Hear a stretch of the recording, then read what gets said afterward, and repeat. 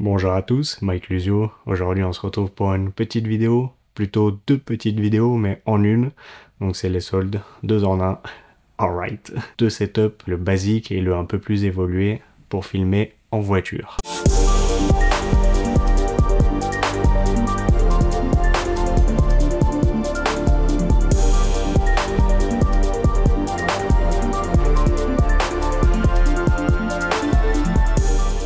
Que vous filmiez à l'intérieur ou à l'extérieur de la voiture. Il y a différents setups. Ça dépend aussi si vous voulez faire un setup donc basique ou si vous voulez faire un peu plus évolué, un peu plus pro. C'est ce qu'on va voir tout de suite. Qu'est-ce qu'il faut? Parce que c'est pas une petite caméra d'action, hein, c'est pas aussi léger et on peut pas la mettre un peu n'importe où. Il faut déjà un peu plus la riguer, que ça tienne bien. Même si la voiture, il y a des bons amortisseurs, mais ça bouge pas mal. On va voir les produits que je recommande. C'est toujours pas une vidéo sponsorisée. C'est les produits que j'ai achetés et que je recommande puisque je les ai utilisés et ça fonctionne. Sur une petite vidéo, prochain projet, alright. C'est vraiment les setups basiques et pas chers. Ma devise, faire avec les moyens du bord ou avec des produits de bonne qualité mais pas chers.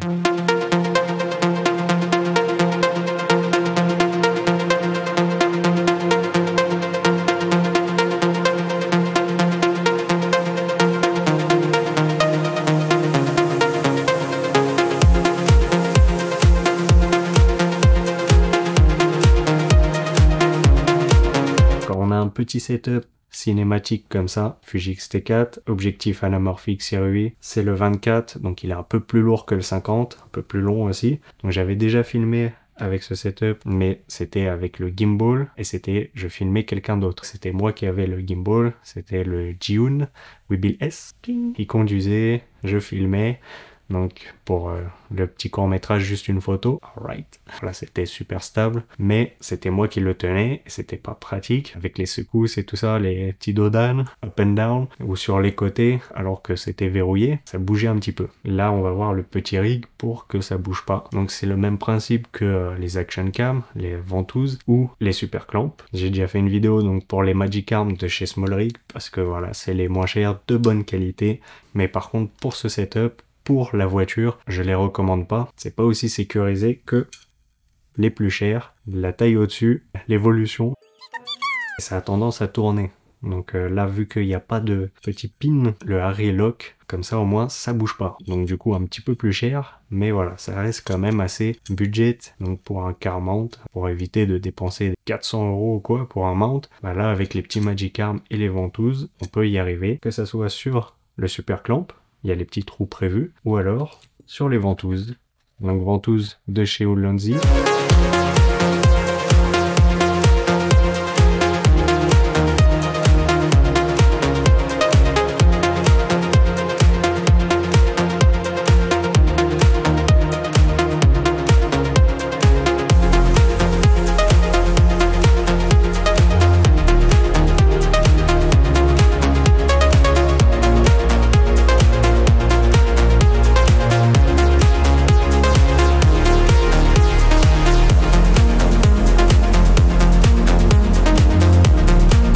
Les moins chers que j'ai pu trouver aussi, taille de 4 pouces, et là au moins il y a tous les trous qu'il faut. Donc il y a les grands, les 3/8 ou les 1/4. Donc c'est à vous de choisir, ou mettre des adaptateurs, c'est génial. Comment ça s'appelle, le petit tube qu'il faut appuyer, tac tac tac tac tac, jusqu'à que le rouge disparaisse. Donc ça très important, pour pas que ça se décroche en plein tournage, en pleine route. Je vous mettrai peut-être des liens affiliés, vous pouvez trouver ça n'importe où, sur leur site, Ulanzi ou sur Amazon, sur AliExpress. C'est sur AliExpress que je les ai achetés, super. Et donc ça vient avec les petits accessoires et tout. Et il y a même le petit rail en plus, ça aussi c'est sympa. En une seconde, vous arrivez et vous pouvez mettre le Magic Arm comme ça, super rapide. Il est fixé.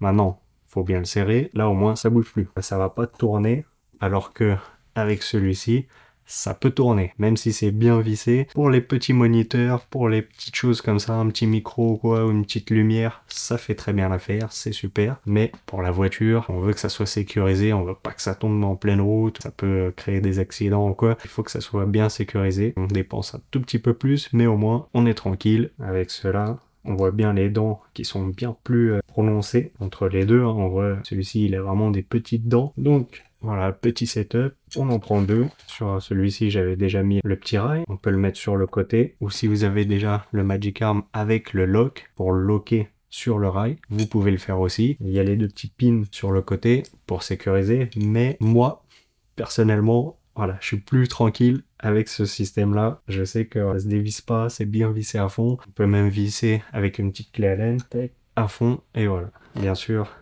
il faut que l'appareil ait une cage, très important, pour venir le fixer soit sur le côté, soit au-dessus, soit en bas, soit voilà, où vous voulez. Et comme ça maintient bien la position.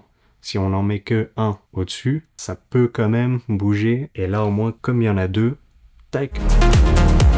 Et voilà, le petit setup, il a tenu. Alright. Donc les ventouses de chez Ulanzi avec les super Magic Arm de chez Small Rig, bien sûr. Tac. Et le Fuji anamorphique, circuit. Alright. Voilà, top. Voilà, le petit setup, c'est vraiment simple et rapide.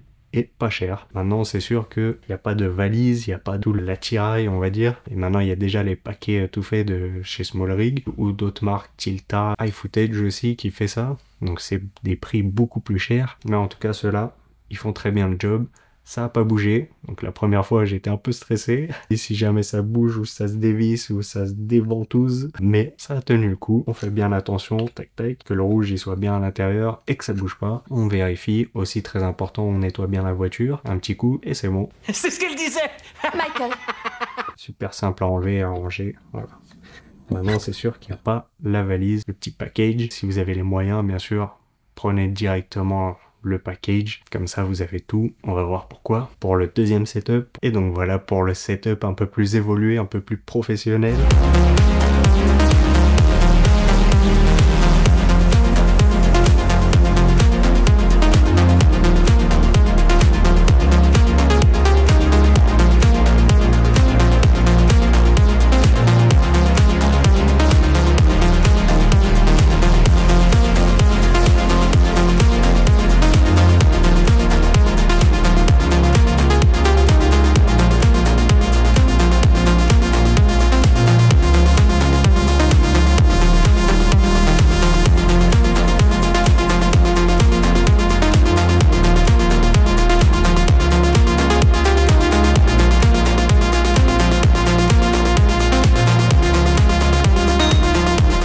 Avec le gimbal, avec le DJI Pro, je suis resté au RS2 qui fonctionne très bien pour l'instant. Là, c'est vraiment les points de suivi, ils sont pas top. Des fois, ça allait d'un côté et ça allait pas bien jusqu'au point où je voulais exactement, donc voilà. Mais bon, là, on a le plan, donc ça va. C'est sûr qu'il n'y a pas les dernières fonctionnalités et tout, mais il fait très bien le job. Il faut la petite plate, donc j'ai déjà fait la petite vidéo dessus. Si vous l'avez pas vu, je vous mets le lien. Et grâce à cette petite plaque et surtout à ce petit bras qui vient se fixer sur le côté, ça se fixe sur le gimbal et ça tient, c'est sécurisé encore une fois. Et comme ça, on peut venir mettre les bras qui viennent avec les poignets, soit d'un côté, soit de l'autre. Là, pareil, il y a le petit pin qui vient sécuriser. Et là, voilà, on peut venir mettre le Magic Arm dessus, vu qu'il y a plein de trous. On a le choix. Si vous avez les Magic Arm qui viennent se clipser sur les rails, et ben là, vous pouvez l'utiliser. Donc soit vous venez le mettre là, et là on voit qu'il y a un pin, donc là c'est pour le grand, soit vous mettez un adaptateur, soit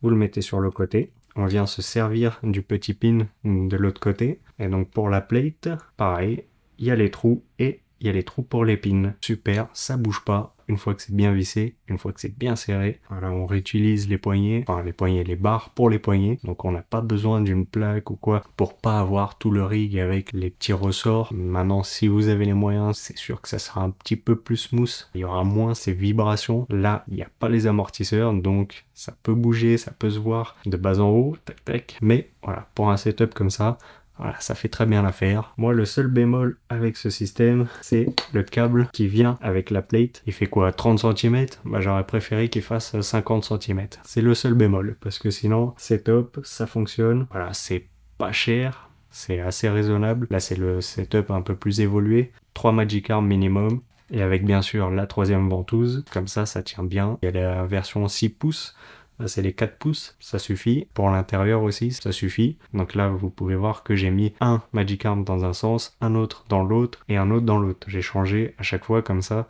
contrebalance, ça vient contrer la force. Bref, ça vient contrer la force, donc comme ça reste en opposition et ça bouge pas. Au cas où ça bougeait dans un sens, là au moins ça tient bien. Pour l'intérieur, je me suis dit une ventouse et un Magic Arm c'est bon, mais en fait voilà, on se rend compte que il faut mettre l'autre en opposition, ça cale la caméra. Et voilà le petit setup à l'intérieur, le Fuji, la ventouse, et que c'est pas toujours obligé de mettre la ventouse, voilà, on peut toujours mettre les super clamps. Alright. Et du moment qu'on a le plan, alright. Donc ça a bien tenu. Là ça tient bien. Là c'est juste ce petit V-mount là qui est pas très sécure.